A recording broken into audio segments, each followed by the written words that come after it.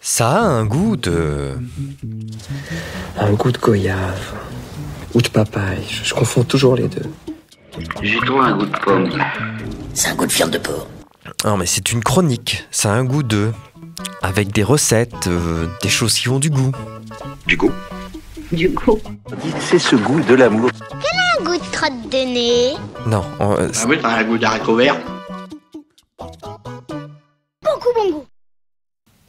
On continue la tournée des légumes d'été et aujourd'hui, ça a un goût de poivron. Et oui, tout à fait. Alors, le poivron qui n'est pas un légume facile. Hein. Il y a son côté biscornu, qui sait qu'on ne sait pas trop comment le découper, l'éplucher ou pas, etc. Et puis, selon les variétés, parce que tu sais, il y a des poivrons de toutes les couleurs, les rouges, les jaunes, les verts. C'est super. Hein. Ouais, ça, c'est génial en termes de couleurs, d'appétit visuel.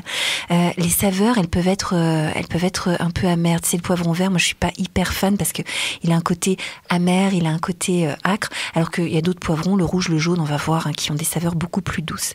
Et puis il y a des personnes qui ne le trouvent pas digeste non plus. Ça c'est sûr. Hein, voilà. Problème, c'est vrai qu'il y a des personnes qui digèrent pas bien la peau du poivron, alors que la chair est plus facile à digérer pour eux. La peau est pas facile. Alors il y a des techniques pour ôter la peau. On peut utiliser, tu sais, l'épluche-tout, le petit économe avec les petites dents. Là, on appelle ça aussi l'épluche-tomate. Voilà. Ça permet d'éplucher absolument tous les légumes parce que les dents, elles accrochent même les peaux les plus fines. Donc on peut éplucher avec ce couteau économe spécial. Ou alors, technique traditionnelle, on va faire griller le poivron entier au four, à four très très chaud. Et à ce moment-là, la peau, elle va cloquer, elle va se détacher de la chair. On a pu, une fois que c'est sorti du four, on n'a plus qu'à ôter la peau et elle se détache facilement. Moi, c'est souvent comme ça que je fais pour le poivron. Et justement, pour aller dans ton sens, ces poivrons grillés entiers, alors c'est vrai, on ne se casse pas la tête. Hein, on les met entiers, on les a lavés, on les met comme ça dans le four. Il faut juste penser à les retourner parfois pour pas qu'ils grillent du même côté. Et une fois qu'on a enlevé la peau, on peut les couper en lanières. Et alors attention, on les laisse bien refroidir, hein, sinon on se crame le bout des doigts. On les coupe en lanières et on va les mettre dans un saladier avec une très bonne huile d'olive, un tout petit peu de vinaigre balsamique, une pointe de sucre, de l'ail écrasé, du sel, du poivre, de l'origan. Et ça fait un délicieux tapas ou une petite entrée qu'on peut servir avec des pics pour un apéritif. Voilà, c'est vraiment un pur délice. Oh, mais j'adore la texture hyper charnue que ça prend quand c'est fondant à la sortie du four. Ça c'est vraiment super. Ouais. C'est complètement magique. Alors tu parlais de tapas. Moi j'ai une recette avec les poivrons que j'adore. Je la fais souvent en atelier cuisine ou en démonstration avec l'AFTALP, l'association qui fait la promotion de nos beaux fromages de Savoie.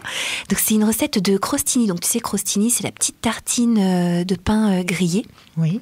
Et dessus, je vais faire une brunoise aux 2 poivrons, donc poivron rouge, poivron jaune, et je vais mettre après des beaux morceaux de fromage, que ce soit du reblochon, de une brunoise. Ce sont des petits dés de légumes. Voilà. Alors si je te dis pas de bêtises, on est plutôt sur du 5 mm de côté là pour les petits dés de la brunoise. 5, pas plus. Pas plus. La mirepoix après c'est plus gros, et puis après on a un plus petit que la brunoise encore. Et la julienne et tout ça. Non, la julienne c'est philo. Enfin bon, bref, on fait des petits dés. Et donc, l'astuce que j'aime beaucoup pour cette recette de crostini aux 2 poivrons, c'est que notre petite brunoise, on va en laisser la moitié crue, donc on va avoir du croquant, de la fraîcheur, et la deuxième moitié, on la fait rôtir au four. Et là, on a de la gourmandise. Et en association avec le fromage, qu'on ait à la fois le côté rôti, assez gourmand, un petit légèrement gras aussi. On va mettre un tout petit filet d'huile d'olive. Ça va rappeler le fromage, et la partie crue va ramener la fraîcheur, le pimpant, la légèreté, qui va faire qu'on va avoir une petite tartine, mais hyper équilibrée en termes de sensations. Ça doit être drôlement bon. Et oui, c'est pas lourd, c'est gourmand. Et puis comme on n'est que sur les poivrons les plus doux, du coup poivrons rouges, poivrons jaunes, qui n'ont pas d'amertume, qui sont même un peu sucrés finalement, et ben même les enfants adorent cette recette. Ça c'est une très bonne idée. Alors, quelque chose que les enfants aiment beaucoup aussi, c'est les poivrons farcis. Ah! Alors, les poivrons farcis, c'est un plat typique de la cuisine méditerranéenne et on peut les farcir à tout ce qu'on veut. Alors là, pareil, moi j'aime bien les avoir un peu cuits avant, donc soit cuits à la vapeur, soit cuits au four, mais pas tout à fait autant que si on les fait pour les crostini ou pour les poivrons marinés, il faut quand même que les poivrons se tiennent un peu. Mais c'est bien de les avoir pré-cuits. Et là, on peut les farcir à tout ce qu'on veut. Donc, sur une base de légumes, on peut rajouter du riz, on peut rajouter des petits raisins, on peut mettre tout un tas d'autres légumes dedans, des tomates, des courgettes, tout ça étant un peu cuit avant aussi. On peut rajouter des champignons, on peut mettre des œufs, des olives, des herbes, voilà, tout ce qu'on a envie de mettre, des petites graines pour le croquant. Et ça, c'est savoureux et ça fait un plat complet qu'on va cuire au four comme ça et qui sera bien goûtu pour toute la famille. Mais oui, puis c'est encore plein de couleurs, ça doit être super voilà, super et on peut stimulant. jouer avec les couleurs des poivrons, ça c'est sympa. Et puis un autre plat typique de la cuisine méditerranéenne que j'aime bien, c'est la piperade.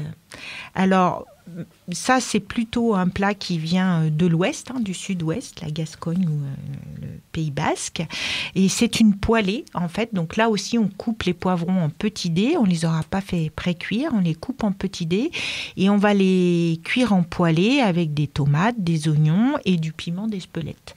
Et dans de l'huile d'olive. Et là, ça cuit longtemps, pour que le poivron, justement, gagne son moelleux et soit bien cuit et donc soit bien digeste. Et si on veut en faire un plat complet, eh bien, il suffit de casser des œufs en fin de cuisson. Encore des choses légères, parfumées, colorées, j'adore. Ça, c'est sympa, ouais. Alors, tu sais qu'on peut même finir le repas avec le poivron. Ah oui, mais tu veux dire un plat salé ou Non, en dessert. En dessert. Et oui, moi, une des expériences les plus... c'était une de mes premières expériences, en fait, en restaurant gastronomique. On m'avait servi un dessert au poivron rouge et à la framboise. Oh. Oui, et ben c'est une association juste magique. On la voit pas mal depuis quelques années maintenant. On a Frédéric Pellier-Cuit, un de nos chocolatiers, qui a fait une glace poivron rouge framboise d'ailleurs que j'avais goûté. Et on trouve aussi des confitures, etc.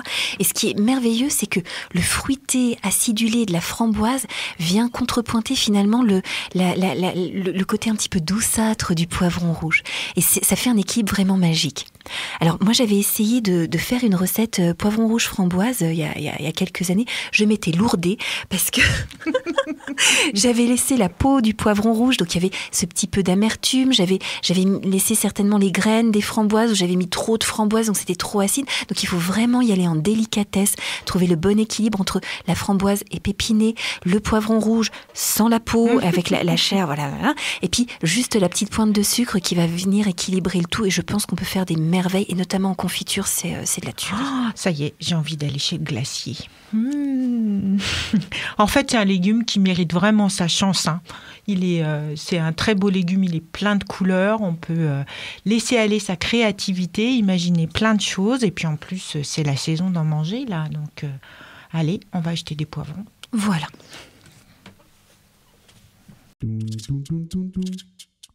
Ça a un goût de la chronique culinaire de Radio Alto. Retrouvez les recettes sur le site de Radio Alto, la page Facebook de Valérie et Alice Traiteur en Bauge, ainsi que sur le blog des Mangeurs Libres.